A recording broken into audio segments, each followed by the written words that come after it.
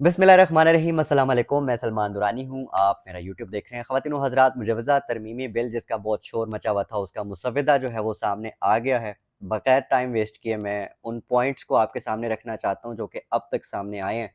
लेकिन इसका क्रेडिट मैं ज़ुबैर अली ख़ान, जो कि एक बहुत मेहनती सहाफ़ी हैं, हमारे दोस्त हैं, कुलीग हैं, उनको देना चाहता हूँ। रिज़वान ग़िलज़ई और उमर जट, जिनका एक यूट्यूब चैनल है। अ, तीनों बहुत मेहनत कर रहे हैं और ग्राउंड के जो सहाफ़ी हैं, जो बहुत मेहनत करते हैं, मैं उनको सलाम पेश करता हूँ। जो अहम पॉइंट्स हैं हम उनका पहले ज़िक्र कर लेते हैं। कि जो मसवदा है, वो बेसिकली लाया क्यों गया और लाया क्यों जा रहा है, गवर्नमेंट क्यों बहुत इंटरेस्टेड नज़र आती है कि इस बिल को जो है वो पास कर लिया जाए और जो तरमीम हैं बिल में वो हो जाएँ। अच्छा, पहला पॉइंट ये कि ये तो समझ लें कि ये 24 से 25 सफ़हात पर मुश्तमिल है, ये बताया जा रहा है, और जो टोटल 54 तरामीम तजवीज़ की गई हैं, 54 तरामीम जो हैं वो होनी है। इसमें जो मुजवज़ा सबसे जो अहम चीज़ बताई जा रही है वो आर्मी चीफ़ और जो सर्विसेज़ चीफ्स हैं उनकी अपॉइंटमेंट्स और एक्सटेंशंस के हवाले से है। इसकी ज़्यादा तफ़सील तो अभी सामने नहीं आई, लेकिन बताया ये जा रहा है कि पूरे मुसवदे में सबसे इम्पॉर्टेंट चीज़ जो है वो ये है, जो कि गौर तलब है। अच्छा, आर्टिकल 63A, ये जो अगली बड़ी वारदात है वो आप सुनिए, जो कि फ्लोर क्रॉसिंग से रोकती है। इसके हवाले से साबिक चीफ जस्टिस बंदयाल साहब का एक जजमेंट भी मौजूद है। अ, लेकिन अब ये तजवीज़ किया गया है कि वोट काउंट होगा अगर फ्लोर क्रॉसिंग की गई, अगर किसी मुखालिफ पार्टी के बंदे ने गवर्नमेंट के किसी बिल पे वोट दिया तो उसका वोट काउंट होगा। ये तजवीज़ है सबसे पहली। अगर ये तजवीज़ चूँकि इसीलिए की गई है क्योंकि पीटीआई के जो हैं वोट्स उनको भी शामिल किया जाना है, और ये आप इनकी साजिश जो है कह लें, आप समझ रहे हैं क्योंकि आप ज़्यादा समझदार हैं और बाशऊर कौम है। अच्छा, इसके अलावा अगला पॉइंट, आइन के आर्टिकल 17 में तब्दीली किए जाने की तजवीज़ है। और जो सबसे अहम जिसका रोला पड़ा हुआ है इस वक्त, वो है कि जो सुप्रीम कोर्ट की जगह जो वफाकी आइनी अदालत बनाने की जो है तजवीज़ सामने आई है। अब ये वफाकी आइनी अदालत होगी क्या? ये अदालत बेसिकली सबसे अपर कोर्ट होगी, और उसके बाद मतलब कि सुप्रीम कोर्ट और जितनी भी आपकी हाई कोर्ट्स हैं और उससे निचली अदालतें, ये तमाम जो है वो उस वफाकी आइनी अदालत की के मातहत होंगी। मतलब कि अब सबसे सुपीरियर कोर्ट जो है वो वफाकी आइनी अदालत करार दे दी जाएगी, ये तजवीज़ है। अच्छा, ये बिल में तजवीज़ है। इसके अलावा ये फ़ंक्शन कैसे करेगी, इस पर भी बात कर लेते हैं। वफाकी आइनी अदालत और सुप्रीम कोर्ट के जजेस की तकर्री के हवाले से जो नाम होगा, वो कौमी असम्बली की एक कमेटी तजवीज़ करेगी। वफाकी आइनी अदालत के पहले चीफ जस्टिस की तैनाती जो है उसका इख्तियार हुकूमत के पास है, और वज़ीर आज़म तजवीज़ करेंगे, और जो है सदर वो अपॉइंट करेंगे, उनके पास इख्तियार है। दीगर जजेस की जो पहली तैनाती है, मतलब कि फ़ेडरल आइनी जो कोर्ट है, फ़ेडरल कॉन्स्टिट्यूशनल कोर्ट कहा जाए इसको तो गलत नहीं होगा गालिबन। तो ये इसके जो दीगर जजेस हैं उनकी अपॉइंटमेंट्स जो हैं वो चीफ जस्टिस, जो कि पहले चीफ जस्टिस होंगे आइनी अदालत के, वो और वज़ीर आज़म पाकिस्तान जो है वो मिलकर उनके नामों का और उनकी जो तैनातियाँ हैं वो उनका फ़ैसला करेंगे। आइनी अदालत के जज के एक जो है जो सबसे इम्पोर्टेंट बात है, अब ये जो बड़ी वारदात है ना, ये इसको समझने की ज़रूरत है कि एक तो आइनी अदालत के जो जजेस हैं उनकी उम्र की जो कैद है वो 65 इयर्स नहीं होगी, वो 68 इयर्स, मतलब कि 3 साल का गैप दे दिया गया है। और अब जो जज 65 में रिटायर होता था, वो आइनी अदालत का जो जज होगा वो 68 इयर्स में रिटायर होगा। सबसे इम्पोर्टेंट वारदात यहाँ पे जो डालने जा रहे हैं ये लोग, वो ये डालने जा रहे हैं कि अगर सुप्रीम कोर्ट का कोई जज आइनी अदालत के लिए तैनात होता है तो उसकी मुद्दत मुलाजमत 3 साल होगी। अब ये स्पेशल अरेंजमेंट किसके लिए की जा रही है, ये आपको बहुत बेहतर पता है। कि अब दोबारा मैं आपको रिपीट कर दूं ताकि आपको ये अंदाज़ा हो जाए कि ये जो तजवीज़ है वो किसके लिए है।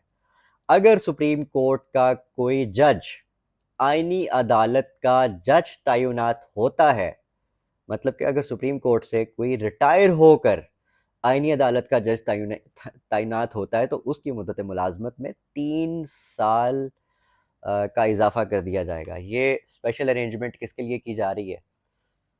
ہاں جی، آپ بالکل ٹھیک سمجھیں. اچھا اب آ جائیں ہائی کورٹ کے چیف جسٹسز کے پاس جو سو موٹو لینے کا ایک اختیار ہے وہ واپس لینے کی تجویز ہے. یہ اہم ہے، اس کو آپ سمجھیے کہ یہ کیوں کیا جا رہا ہے. اور سب سے امپورٹنٹ چیز، ہائی کورٹ کے ججز کا جو ٹرانسفر ہے وہ کسی بھی ہائی کورٹ میں کیا جا سکتا ہے. یہ بھی بہت اہم نکتہ ہے کہ کسی جج پہ اگر آپ کو غصہ ہے، کوئی جج آپ کے مطابق نہیں چل رہا، تو آپ نے اس سے بدلہ لینا ہے. یا آپ مطلب یہ اسی طرح ہی ہے جیسے آپ کسی پولیس اسٹیشن میں کسی پولیس آفیسر سے خوش نہیں ہے تو آپ اس کی ٹرانسفر کر دیتے ہیں اپنی مرضی سے. تو ممکنہ طور پہ یہ نشانہ اسلام آباد ہائی کورٹ کے وہ 6 ججز ہوں جنہوں نے خط لکھا تھا کہ ان کو دھمکیاں موصول ہو رہی ہیں. تو اب آپ خود اندازہ لگا لیں کہ اس طرح کے جو بل پیش ہوتے ہیں وہ بیسکلی کہاں سے آتے ہیں، کیونکہ ہمارے جو وزیر قانون ہیں ان کا کہنا ہے، آخری وقت میں ان کا یہ کہنا تھا کہ ان کو بل کا مسودہ مل گیا ہے. اب وزیر قانون کو اگر آخری منٹ پہ مسودہ ملا ہے تو وہ مسودہ بیسکلی کہاں ڈرافٹ ہو رہا تھا اور یہ کہاں سے آیا، یہ ایک دم سے. So the plan is big B. اچھا اس میں جو سب سے امپورٹنٹ چیز ہے وہ یہ کہ آپ کے جاننے کے لیے کہ پی ٹی آئی کل اس پورے معاملے کو لے کر جا رہی ہے سپریم کورٹ کے اندر اور اس کو چیلنج کرے گی. ایک دفعہ پھر میں اپنے کولیگز کو اس پورے کا کریڈٹ دینا چاہتا ہوں کہ انہوں نے اس خبر کو باہر لے کر آئے ہیں، اور یہی بیسکلی ٹرو جرنلزم ہے، عوام کے لیے جرنلزم ہے کہ آپ نے عوام کی آواز بنتے ہوئے حکمرانوں کے یہ جو پلاننگ ہے، جس بل کو چھپایا جا رہا تھا، جس مسودے کو اب تک اتنا خفیہ رکھا جا رہا تھا کہ کہیں اس کو ہوا نہ لگ جائے، کہیں یہ عوام میں لیک نہ ہو جائے، وہ سامنے لے کر آئے ہیں. ان صحافیوں کو کریڈٹ ہے. اور اس کے بعد ہونے کیا جا رہا ہے، اس کے بعد تباہی ہونے جا رہی ہے.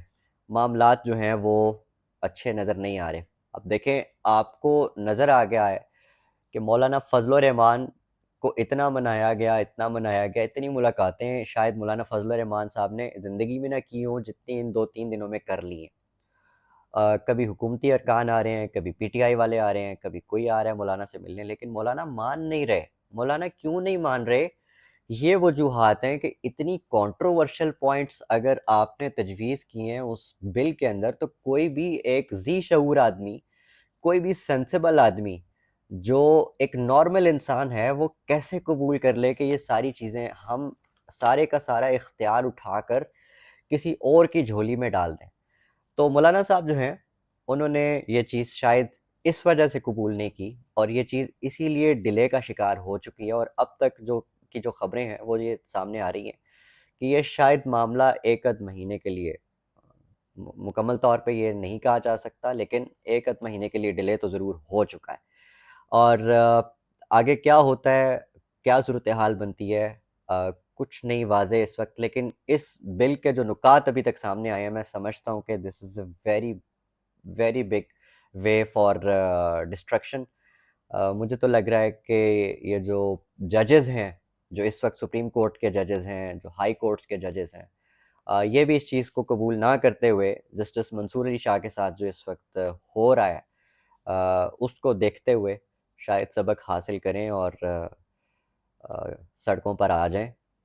کیونکہ ایک میس موومنٹ تو عدلیہ کے لیے سٹارٹ ہونے جا رہی ہے، سونر اور لیٹر، بٹ آنا سڑکوں پر ہی پڑے گا. کیونکہ آپ نے دیکھ لیا ہے کہ اس وقت جو جتنی بھی مقتدرہ ہے اور حکومت ہے وہ اپنے اقتدار کو طول دینے کے لیے اور جواز دینے کے لیے کسی بھی حد تک جانے کے لیے تیار ہے. اس مسودے کو دیکھ کے تو یہی لگتا ہے. آگے کیا ہوتا ہے اللہ مالک ہے میرے پاکستان کا. تب تک انشاءاللہ ملتے ہیں اگلے ویلاگ میں. اب تب تک اپنا، اپنے آس پاس سب کا، اپنے پاکستان کا بہت خیال رکھیے گا. اللہ نگہبان.